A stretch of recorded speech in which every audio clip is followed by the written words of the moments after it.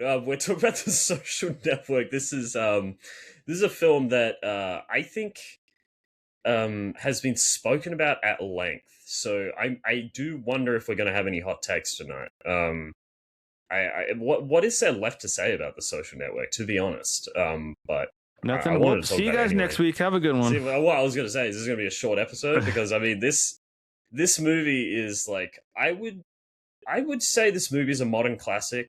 I feel like a lot of people felt like when it came out, it was robbed for Best Picture, but I don't know what was it up against that year.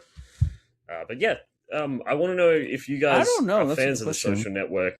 If you've ever been, like, what's your relationship to The Social Network?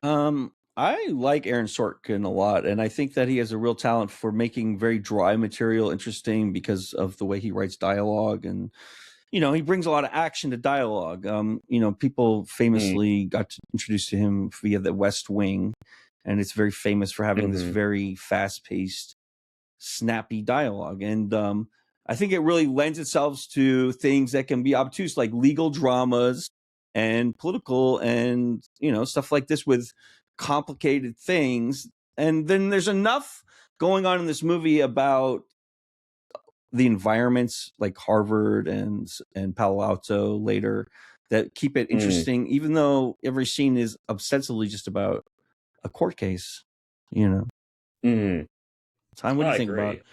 Are you a Zuckhead? Are you a Zucker or what? No, I'm not a Zucker. I think Aaron Sorkin is one of those guys who is just too much up his own ass, I think, with his writing. But that's the only way I can describe it. But I don't think that's not a bad thing. I just think it's just like the way he writes dialogue isn't real. There's very few